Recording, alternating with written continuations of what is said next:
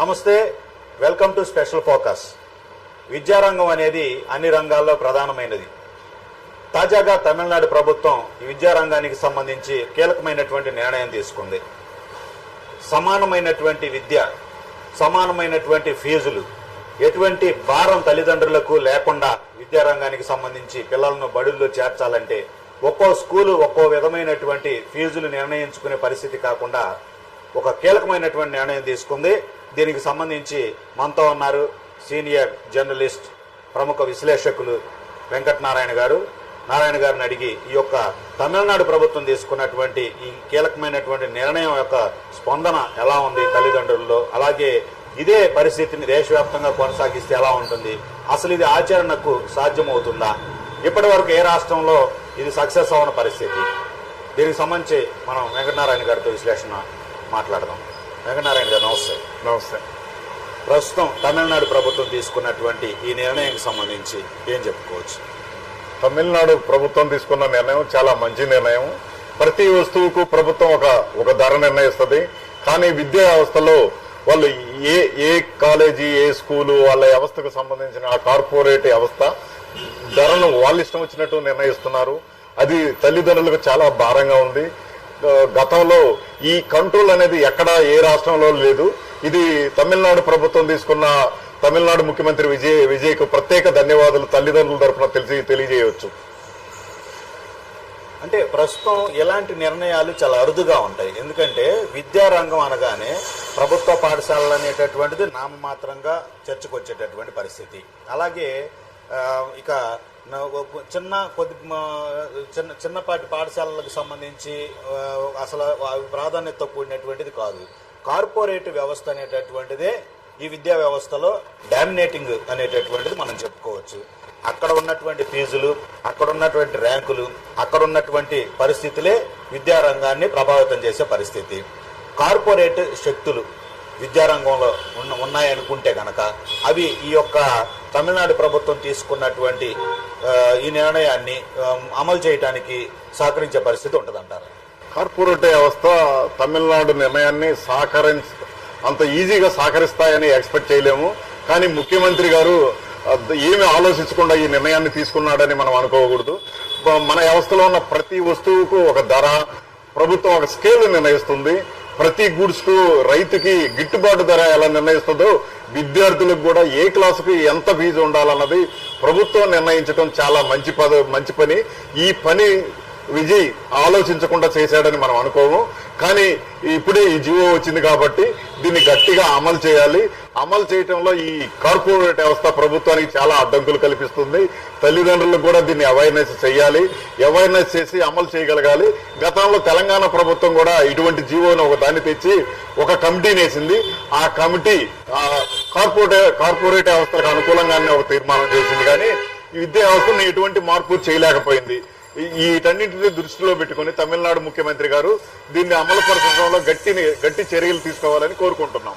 అంటే తాజాగా చూసుకుంటే కనుక రేపు రాబోయేటటువంటి విద్యా సంవత్సరం చూస్తే కనుక ఈ విద్యా సంవత్సరం నుంచే ఫీజులకు సంబంధించి తమిళనాడు ప్రభుత్వం తీసుకున్నటువంటి నిర్ణయానికి సంబంధించి చూస్తే ఒకే ఫీజులు అనేటటువంటివి అన్ని స్కూళ్లలోనూ ఉండేటటువంటి విధంగా కూడా ఒక నిర్ణయం తీసుకోవటం అనేటటువంటి చూస్తే కనుక ఆ స్కూళ్లలో విద్యా హక్కు చట్టంకు సంబంధించి ప్రస్తుతం ఏదైతే అమల్లో ఉందో విద్యా హక్కు చట్టంకు సంబంధించి కూడా 100కి ఎన్ని సీట్లు ఉచితంగా ఇవ్వాలి ప్రతి కార్పొరేట్, ప్రతి ప్రైవేటుకు సంబంధించి రికగ్నైజ్డ్ స్కూల్స్లో అనేటటువంటిది ఇప్పటికే ఒక చట్టం ఉంది. అది ఏ మేరకు అమలు అవుతుంది అంటారు? కేంద్ర ప్రభుత్వం తెచ్చిన విద్యా చట్టం ఇప్పటికి ఏ స్కూల్లో అమల్లో ఉందో, ఏ కార్పొరేట్ అమల్లో ఉన్నదన్నది మనకు అంత ఈజీగా తెలియట్లేదు. అసలు ఉందో లేదో కూడా తెలియని పరిస్థితుల్లో ఉన్నాము. ఆ చట్టాన్ని అమలు పరచడానికి ఒక టీం అంటూ, ఒక వ్యవస్థ అంటూ ఏమీ లేదు. అందుకని ఆ చట్టం ఉందని కూడా చాలా మంది తల్లిదండ్రులకు తెలియదు.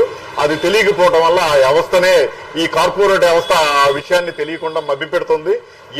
నాకు తెలిసి ఏ కార్పొరేట్ విద్యా సంస్థలోనూ ఉచిత విద్యగా చదువుతున్న విద్యార్థులు ఉన్నట్టు నాకు తెలియదు. ఇది నాలాగా చాలా మందికి తెలియకపోవచ్చు.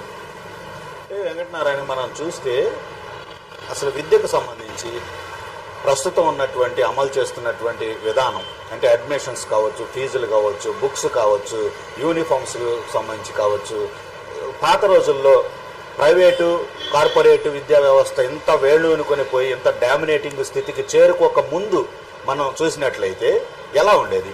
కేవలం గవర్నమెంట్ స్కూళ్ళ పైన మాత్రమే ఆధారపడటం, చిన్న చిన్న కాన్వెంట్స్కి సంబంధించినటువంటి సిస్టమ్ ఉన్న రోజుల్లో ఎలా ఉండేది? 90కి పూర్వం విద్యా వ్యవస్థ పూర్తిగా ప్రభుత్వ ఆధీనంలోనే ఉండేది. కేవలం ట్యూషన్స్ మాత్రమే, ఉదయం సాయంత్రం ట్యూషన్స్ మాత్రమే విద్యార్థులు వెళ్ళేవాళ్ళు. అప్పటి వరకు గవర్నమెంట్ స్కూల్స్, గవర్నమెంట్ కాలేజీలే ఉండేవి. మేము 91, 92లో డిగ్రీ చదివేటప్పుడు మా డిగ్రీ ఫీజు ప్రతి సంవత్సరం 450 రూపాయలు మాత్రమే ఉండేది. ఇప్పుడు ఒక డిగ్రీకి 25,000 ఉంది. మేము చదివేటప్పుడు అప్పుడే కొత్తగా ఇంజనీరింగ్ కాలేజీలు మన రాష్ట్రంలో వచ్చాయి. 25,000 ఫీజు ఇంజనీరింగ్ కాలేజ్ కంటే మేము ఆశ్చర్యపోయే వాళ్ళం. ఇంత ఫీజు కట్టడం తల్లిదండ్రులకు సాధ్యమా? ఈ టెక్నికల్ కోర్సు నేర్చుకోవడానికి తల్లిదండ్రులు సహకరించగలరా అని భావించేవాళ్ళం. కానీ ఇప్పుడు 25 లక్షల దాకా టెక్నికల్ కోర్సులు వెళ్ళాయి. ఒక్కొక్క ఇంజనీరింగ్ కాలేజీలో పిల్లల్ని చదివించాలంటే తల్లిదండ్రులు వాళ్ళకున్న ఆస్తులు అమ్మితే గానీ వాళ్ళ పిల్లల్ని ఉన్నత యూనివర్సిటీల్లో చదివిలేరు. ఒక్కొక్క యూనివర్సిటీల్లో సంవత్సరానికి 4 లక్షల నుంచి 10 లక్షల దాకా ఫీజులు వసూలు చేస్తున్నారు. ఈ వ్యవస్థ ఇలా కంట్రోల్ లేకుండా వెళ్తే సామాన్యుడు కార్పొరేట్ వ్యవస్థ వైపు చూసే ఆలోచనే మర్చిపోతాడు. ఉదాహరణకు ప్రకాశం జిల్లా, రాయలసీమ లాంటి జిల్లాలలో 10th క్లాస్ ఒక విద్యార్థిని చదివించాలంటే ప్రతి సంవత్సరం తనకున్న భూమిలో 1 ఎకరం అమ్మితే గానీ అతను ఈ కార్పొరేట్ సంస్థలకు ఫీజు కట్టలేడు. ఈ పరిస్థితి ఇలాగానే కొనసాగితే సామాన్యుడు కార్పొరేట్ విద్యా వ్యవస్థ వైపు ముఖమెత్తి కూడా చూడలేని పరిస్థితి ఏర్పడుతుంది. అంటే వెంకటనారాయణ గారు, ఇప్పుడు ఉద్యోగ ఉపాధి అవకాశాలకు సంబంధించి కంపల్సరిగా అంటే ఒక ఇండస్ట్రీ స్టార్ట్ చేయాలన్నా, ఒక బిజినెస్ చేయాలన్నా విద్య ఒక సఫిషియెంట్గా విద్య ఉంటేనే కొంత నాలెడ్జ్ వస్తుంది ఆ వ్యాపారం పైన, ఇండస్ట్రీ పైన. ఉద్యోగం కోసం మాత్రమే విద్య కాదు అనుకుంటే కనుక ప్రస్తుతం ఉన్నటువంటి రోజుల్లో దేశవ్యాప్తంగా చూసుకుంటే, ముఖ్యంగా మన ఆంధ్రప్రదేశ్లో తమిళనాడు గవర్నమెంట్ తీసుకున్నటువంటి నిర్ణయాన్ని ఆంధ్రప్రదేశ్తో పోల్చుకుని ఆంధ్రప్రదేశ్లో అమలు చేయాలంటే కనుక సాధ్యమయ్యే పరిస్థితి ఉంటుందా? ఈ యొక్క అమలు ప్రక్రియ ఈ గవర్నమెంట్ లీడ్ తీసుకొని ముందుకెళ్తే ఇప్పుడున్నటువంటి పరిస్థితుల్లో ఎలాంటి మార్పులు వచ్చే అవకాశం ఉంది? విద్య అనేది ఒక ఉద్యోగం కోసమే కాదు, మన జీవన ప్రమాణం పెంచుకోవడం కోసం, మనం సమాజంలో ఎలా బ్రతకాలని తెలుసుకోవటం కోసం, మనం వ్యాపారంలో నాలెడ్జ్ సంపాదించడం కోసం మనకు కావాలంటే విద్య నేర్చుకోవాలి. విద్య నేర్చుకోవాలంటే ఒకప్పుడు ప్రభుత్వ పాఠశాలలో మాత్రమే నేర్చుకునే వాళ్ళం.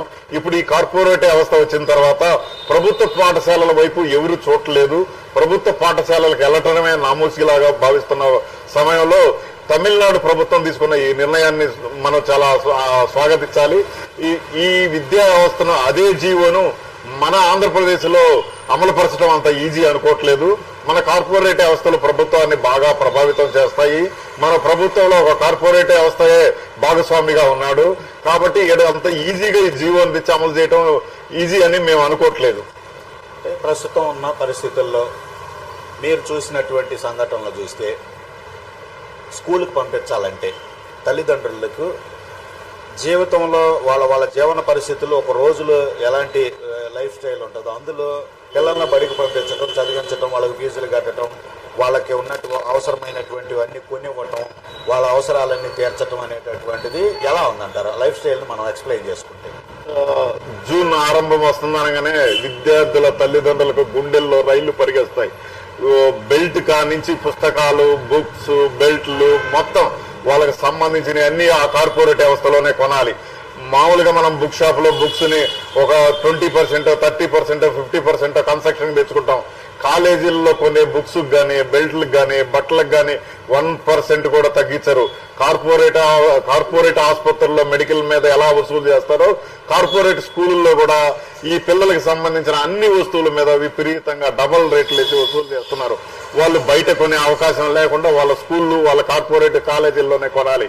ఈ వ్యవస్థ వల్ల తల్లిదండ్రులు తీవ్ర ఇబ్బందులకు గురి అవుతున్నారు. సామాన్య ప్రజలైతే ఈ జూన్ రాగానే అప్పులు చేసి ఈ పిల్లలకు కావాల్సిన వస్తువులు కొనించడానికి ప్రయత్నిస్తున్నారు.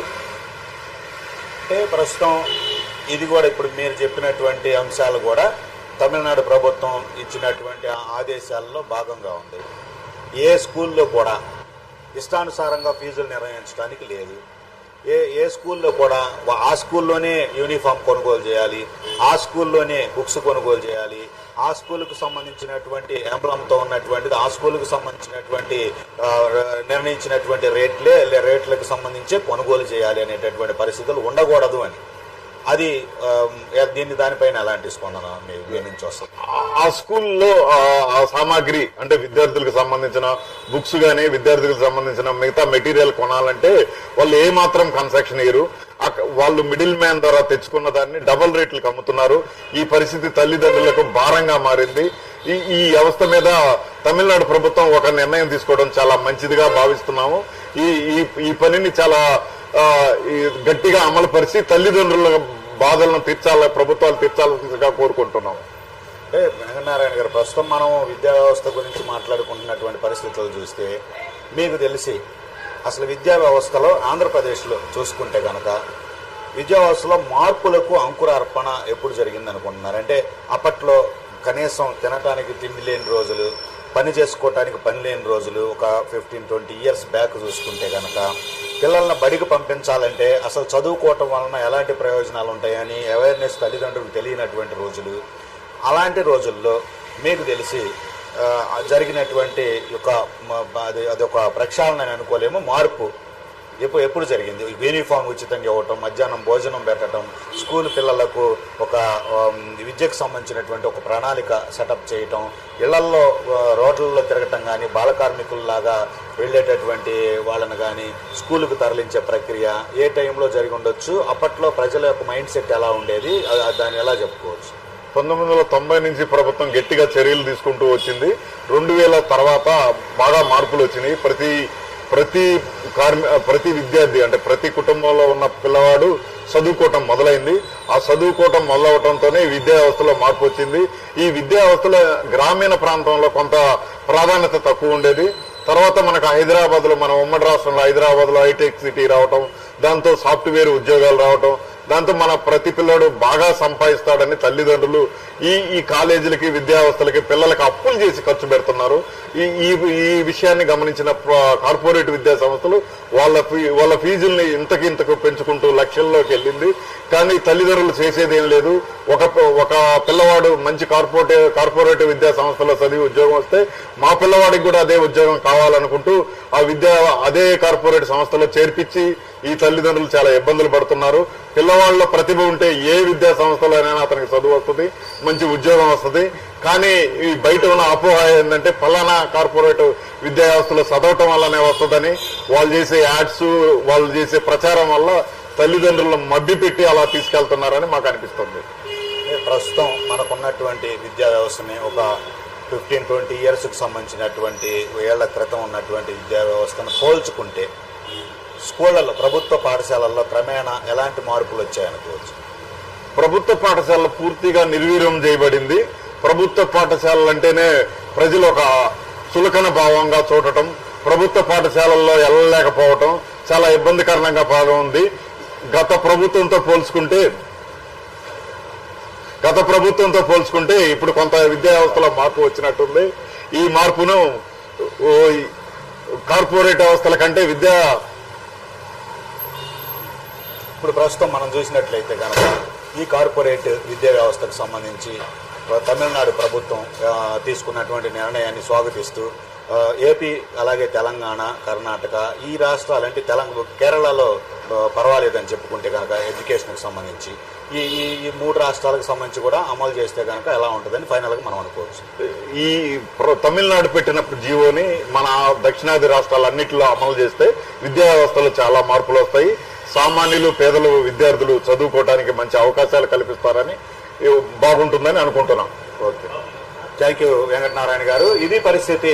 తమిళనాడు ప్రభుత్వం తీసుకున్నటువంటి నిర్ణయానికి సంబంధించి హర్షం వ్యక్తం చేస్తున్నారు పేరెంట్స్ అంతా కూడా. దీనికి సంబంధించి ఇదే తరహాలో ఆంధ్ర, తెలంగాణలో కూడా అమలైతే కనుక డెఫినెట్ గా విద్యారంగంలో పెను మార్పులు వచ్చే అవకాశం ఉంటుందనేది, తల్లిదండ్రులకు భారం తగ్గుతుందనేది ప్రస్తుతం దీని ద్వారా తెలుస్తున్నటువంటిది. ఇది ఈ రోజు టాపిక్. మరో టాపిక్ తో మళ్ళీ కలుద్దాం.